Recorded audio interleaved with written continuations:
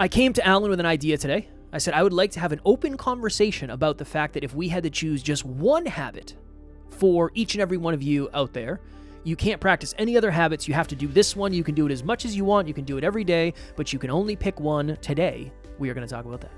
I've said many times, deciding what not to do is actually more important, in my opinion, than deciding what to do, because it helps you stay focused on the essentials. Today will be helpful with that.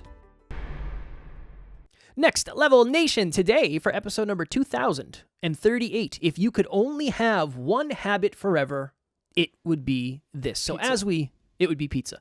As we discussed in the little cold open there, as they call it in show business, I was thinking of what could make for a cool episode. And I was thinking, well, if we just had an open conversation about that, I didn't tell Alan what mine was. He kind of told me what his was going to be. And I was like, okay, well, we'll do that. We'll do that when we hit record. But I think that there's a lot of other, like if you could only eat one thing every day for the rest of your life, what would it be? It might be pizza. If you could only do one exercise for the rest of your life, which one would you suggest and why? I like stuff like that because it really makes you think. What's yours? For food, it would be, I'm kidding. we're not doing that. So mine was going to be habit tracking. And then Kev said, nah, man, fuck that. I did say that exactly like that. More anger. I had more anger in my voice. I started tracking habits 10 years ago.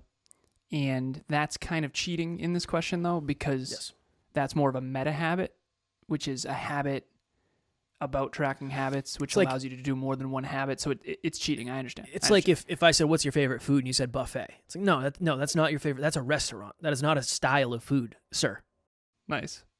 We had one of my clients reach out in one of the groups. Did you see? I saw, you know how you can preview it in WhatsApp? I previewed the message, but I haven't read it fully yet. He said something about a buffet, so I didn't know if that's where you got that. But okay. What is my one habit?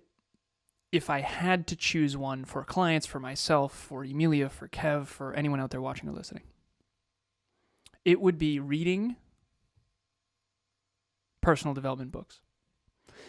And I have a whole lot of reasons why that we can go into, but I want to hear yours first, and then we can have a duel as to who had a better answer and why.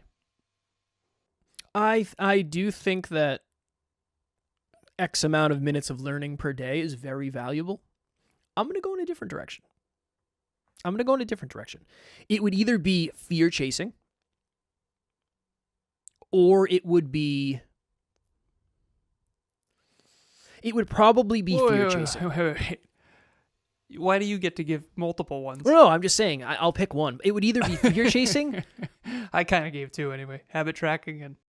I feel like if you're somebody who has if you have been told you have a great personality, I am willing to bet that if you just had one conversation with somebody every day, you would end up fairly successful. Whoa. I'm convinced of that. And that could be for me at all. It might not. But I feel like, I mean, okay, maybe when you go to the grocery store, maybe it wouldn't count if you're having a conversation with a person doing the checkout or at the deli or whatever. But like if you just started conversations with people that were ahead of you for the rest of your life, you would end up probably in a pretty good place. Now, would you be able to capitalize on that? I don't know.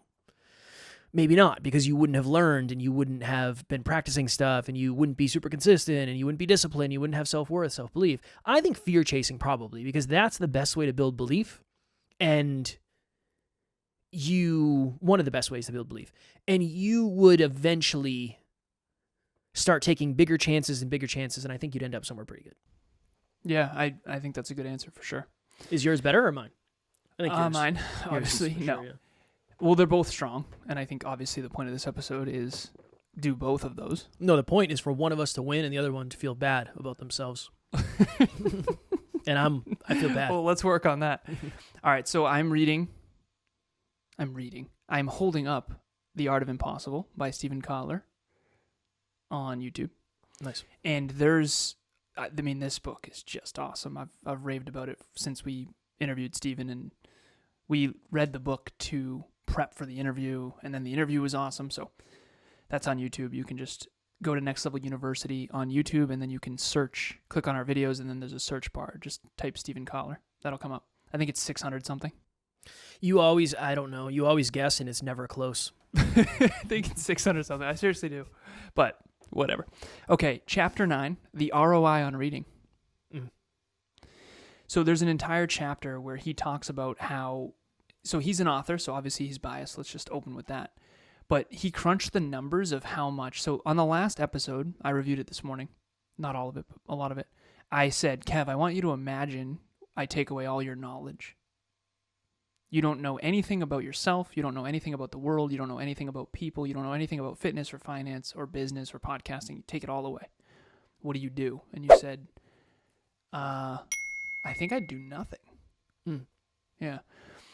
And the point that I'm making with that is knowledge is potential power. When you know how the world works and why it works that way, you now can learn how to flourish within it. And that goes for playing tennis, that goes for playing chess, that goes for rock climbing, that goes for martial arts. When you know nothing, you have no distinctions. When you're a kid, you run around and you don't know. You've never seen a 3-year-old build a business. It's impossible. They're not developed enough to do that. Okay? So the ROI on reading, and my one habit to bring this back was reading personal development books. And what I mean by personal development books is anything that helps you build yourself. Physical, mental, emotional, spiritual growth. All right, so he breaks down the math. Blogs, 3 minutes gets you 3 days. So if you read one of his blogs, it takes you 3 minutes to read it, and it gets you 3 days of his life based on the prep, the writing, the research, all this stuff. Okay, he breaks it all down in the book. 3 days of his awareness, right? 3 days of his work. His prep. So, yeah, okay. Yeah, 3 days. So there's prep, there's writing, there's editing, right? So 3 days of his hard work, focused work gets you, you can get that in 3 minutes. Articles is 20 minutes, gets you 4 months of his. These are like peer-reviewed articles. Mm. Books, 5 hours, reading one of his books in a weekend. So The Art of Impossible gets you 15 years. It's wild. Yeah. And so, and again, not all books are created equal, so this math doesn't work for all books. He uses his book, The Rise of Superman. My book on flow and the science of ultimate human performance is around 75,000 words, so it takes the average reader about 5 hours worth of effort. So what do you get for your 5 hours? In the case of Rise, about 15 years worth of my life, because that book took him a long, long, long time. And he obviously took a lot of the principles that he learned in the research for Rise of Superman, which is his other book, and put it into The Art of Impossible. I think The Art of Impossible is far better. I've read most of his books, if not all of them. I don't know. Maybe he has a new one. I have to look. Mm. But personal development books are where you get all the answers. If life is a chess game, which it is, books are the way you learn how to play the game better, and then fear chasing is how you actually implement those things. So I think both are pretty good. Let me ask you a question. We haven't had this discussion in a long freaking time.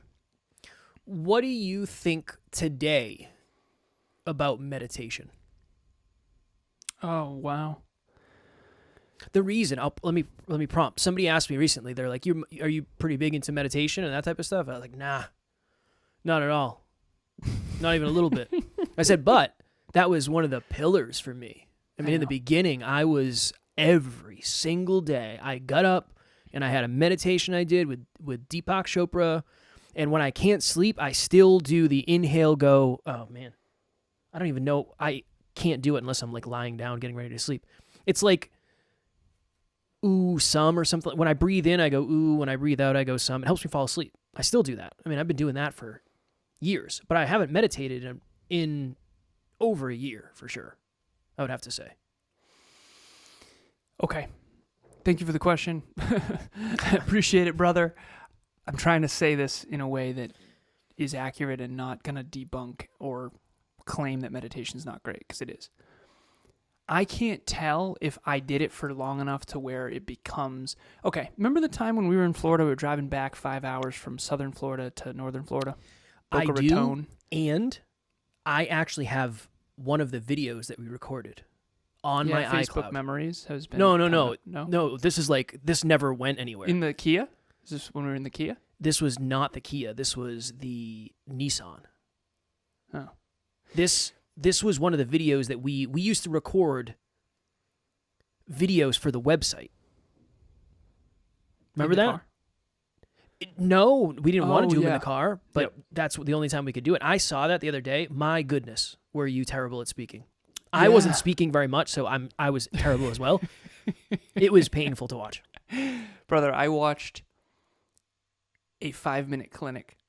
Oh, So back in the day, the Hyperconscious podcast changed the way you think, changed the way you act, changed the way you live. I know Nice. everyone's probably sick about hearing our come up story, but we wanted to hear it again, so here we go.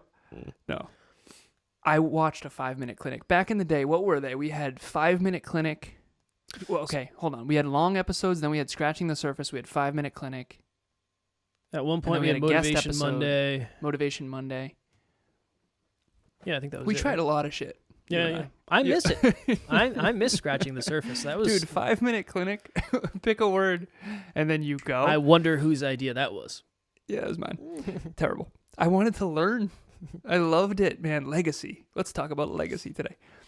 Yeah, no wonder why that didn't work. Okay. It was me going off for 5 minutes I believe about it. a word. I believe it. Yeah, I believe that. And I listened, and I'm trying to take this with a grain of salt, and I'll try to bring a lesson in as well. I would say it was strong compared to maybe a new podcaster. If I compare to a new podcaster, I would say it was pretty good. Compared to me now, it was fucking terrible. Levels. But you don't even know until you look back how bad you were. And you weren't really bad, depending on, everything is comparative, everything is relative. That's why this is so hard. You don't really know how good you are at things. I don't feel any better at speaking. It's because you know more. If anything, I think I feel like I'm worse at speaking now than I did back then. Because now I'm more aware of how high this goes and the levels of it, right? Okay. NLU listener, what is happening? I just wanted to jump in here and let you know, if you want to get to the next level faster, we have a free virtual monthly meetup at the first Thursday of every month. You can connect with like-minded people and become a bigger part of this amazing global community. The link to register will be in the show notes. Bringing this back to the habits. Meditation. Meditation. Thank you. You're welcome. I would not have gotten that. Back in the day, I used to, and I still listen to my morning mindset workout every single day. So for 10 years, I've listened to the same video every morning. And every day. It's not always in the morning. Sometimes I miss, and then I do it in the evening. But for 10 years straight, I've done this same video. It's called Ode to Excellence. As a matter of fact, Eddie just changed the thumbnail, and I freaked. No. I know. I freaked. He changed the thumbnail, and I'm like, oh my God, what happened to the video? It's just a new thumbnail. It's the same video. But it's 3.5 minutes, and I consider that kind of a meditation. It's a letter from your highest self to your human self, and I coached Eddie Pinero on YouTube. I coached him for a time, and he told me that was the very first YouTube video he's ever done. And he wrote that letter from his highest self to his human self, and that's what I always took it as. It was like, whoa, this dude, this was 10 years ago, I was like, this dude gets it. This is exactly what I want to be. This is what I think like. And it's no one will outwork you. It's all this stuff. I would consider that a meditative experience for me. And I listen to it literally every day. And right after it is my focus music. So it goes right into the focus music right after. But I don't meditate anymore. If you consider that meditation, then I do. And I'm for it. I don't know. And back to why I was talking about Boca Raton and driving north in Florida. If you remember this, and I don't know if it was when we were in the Kia or when we were in Florida a couple times in 2018 and 2019. When we were driving north, I got out of the car at a gas station with Kevin. I said, I feel like my inner world is kind of shitty lately. I feel like I've been too focused on external. I think I need to get myself centered in my inner world again. And Eddie's YouTube channel back then was called Your World Within. Like, work on the inner world first. That was his whole premise. And I always resonated a lot with that, obviously, which is why I listen to the video every day for 10 years. But I think that's what meditation does, is it helps you get in touch with your highest self again. And I do think that's critical. I feel like it's pretty automatic at this stage, as arrogant as that might come off. I feel like my highest self is talking to me all the time. I don't think it sounds... That's why I asked, because I look at it differently. If you're out there, I'm not saying it's not good. Like, go do it. Go meditate. Absolutely. I think that... I agree. I think fitness is kind of like meditation for me. Mm-hmm.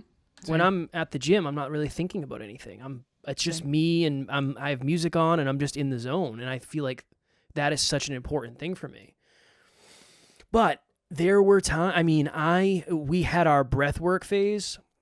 We had somebody on named Samantha Skelly. She came on one episode, and then we did like a live podcast with her. That one I'm certain is 402.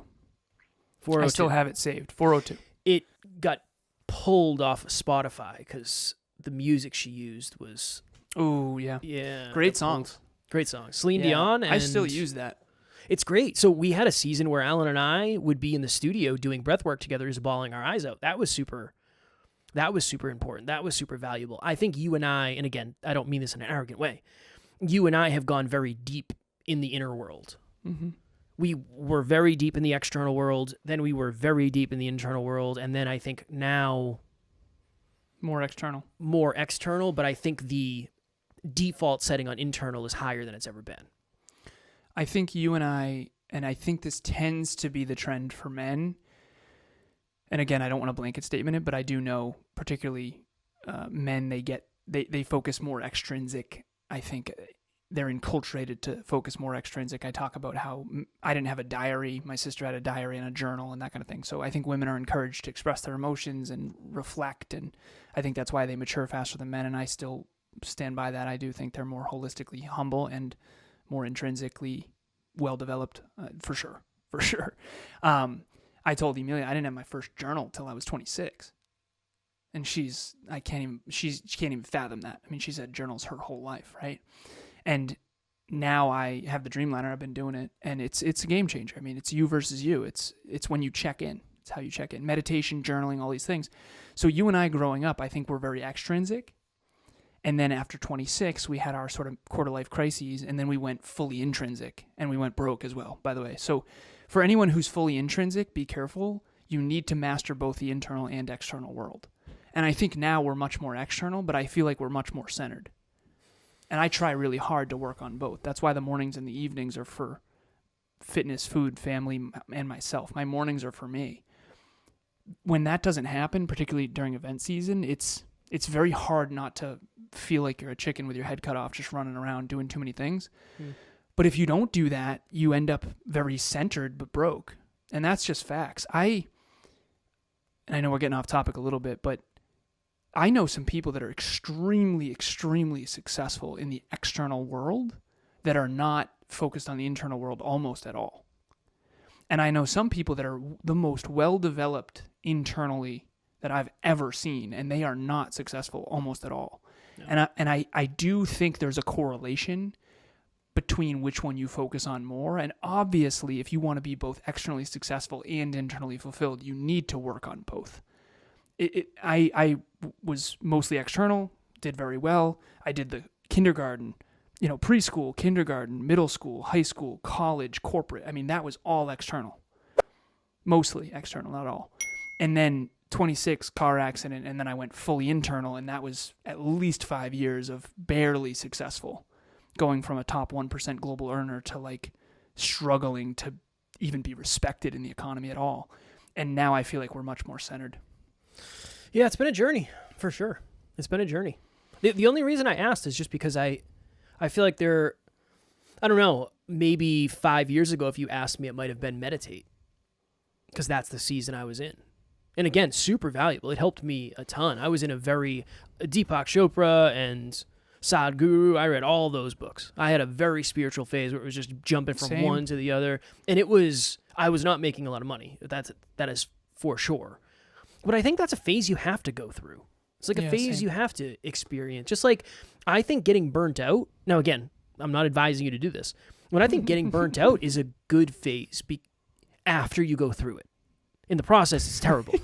But after you go through it, it now becomes a blip on the map for you to know, like, oh, these are the signs for me getting burnt out.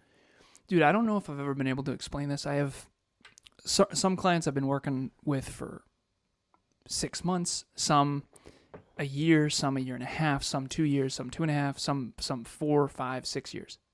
Longest client, 6 years. She is growing through certain things that I was talking about 5 years ago. Yeah. And there's certain things that I'm working with her on now that I said, honestly, this will make a lot more sense in a couple years. And I don't want to come off as some wise guru from the top of a mountain. What I am saying, though, is I went through that already. I'm 36. You're only 30. Like, I went through that 6 years ago. As a matter of fact, I went through that probably 16 years ago, to be honest. But you don't know until later. And this is the problem with Next Level You. It's such a fucking problem. You don't know that what you're going through and growing through right now is actually necessary for you to achieve this.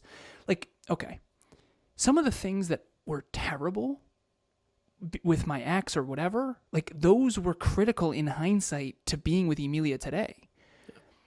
And I think I just overcooked the turkey, for lack of better phrasing. I think that I stayed too long.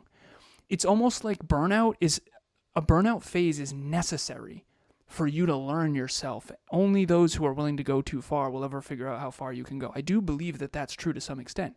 The problem is, how long do you stay there? Yeah. And I told you recently, I said, dude, I don't think I can work any harder. We really need a phase of like working much more effectively and intelligently and working smarter. But you've never heard me say that before. I hadn't reached the max out yet. I've been waiting. I've been waiting for that to come. At some point, like it has to come at some point, right? Yeah, it did eventually. And I didn't know if it would, but it did. I was hoping it would. But again, it's not drastic. It's not a drastic shift, but it's a perception. It's an understanding. It's like, oh, okay, interesting. Maybe we could do things a little bit differently. But the only reason you get to that point is, well, I think that's the conversation. We got to hop here because Alan's on a podcast here in a minute, but that's the conversation around maximizing your potential. The only way to maximize your potential is figure out what your potential currently is. And the only way to do that is to go beyond what it currently is for a short amount of time and realize, okay, that ain't it. But now I know what it's like up there. The air is thinner than I thought. These are the lessons I took from it. Okay, this is how I approach it last time. All right, quick 10-second next level lesson. We'll get out of here. Well, my next level lesson, I'll go quick, and then my question for you. Well, question for you first. In hindsight, isn't it somewhat clear that you had to push beyond your limits, at least at times, to figure out where they are? I think one of the reasons I'm as capable as I am now is because I'm not beyond my limits. And for much of this journey, I was freaking out. So yeah, 100%. I agree with that 100%. But I'm not saying you should go way as far past your limits like I did. Yeah. I think I went too far. I do. I think I went too far. But yeah, I don't feel like I did. I don't feel like I had maxed out. But I now understand that you did. And I didn't understand that you... that's very clear to me in hindsight, because I'm getting to the point where I'm maxing out now.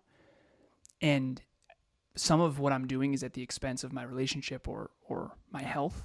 Lately, I'm not even kidding. I look very young, so I've never had aging as a concern. Like, I'm not aging very well. And again, most people will be like, well, you look great. No, listen, I aged like 10 years in the last 4. I'm not even kidding. This is not good. And I'm going to dial it in, right? But you don't really know until later. That's the problem. Certain things you have to learn the hard way, and that's, you got to stay self-aware and all that. So my next level lesson is, you do have to push past your current limits in order to expand them. But if you go too far, it can be at the expense of things you value. Mine would be, if you're struggling with habits, start with one. Because we talked about the power of just one habit today. I do think reading every day, learning every day, that's number one for sure. Habit tracking is number one, but that's meta. You can't do that technically. But I think if you want your life to look different in a year, you read 15 pages a day and it might not look that much different. It will feel that much different. 100%. It might not look it from the outside. Internally, it'll feel completely different. Okay, cool. Next Level Nation. If you want to take your journaling to the next level, we have the Next Level Dreamliner. I very honestly am not doing it right now because I suck. and I'm overwhelmed.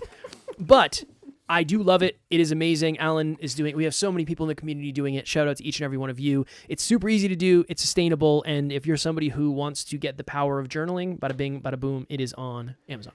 And if you want to join book club, it's free every single week, 12:30 p.m. Eastern Standard Time on Saturday. We're reading Reset right now, 1 chapter per week. We've read 20 books in book club. So if you want more accountability to keep yourself reading, it's free. And that's a great Join book. us. Great book. Join us. We've done 20 books. So, in a year from now, who knows how many more books we will have read together. So social accountability is big. Join us. Free. As always, we love you. We appreciate you. Grateful for each and every one of you. And at NLU, we do not have fans. We have family. We will talk to you all tomorrow. Keep it next level. Next Level Nation.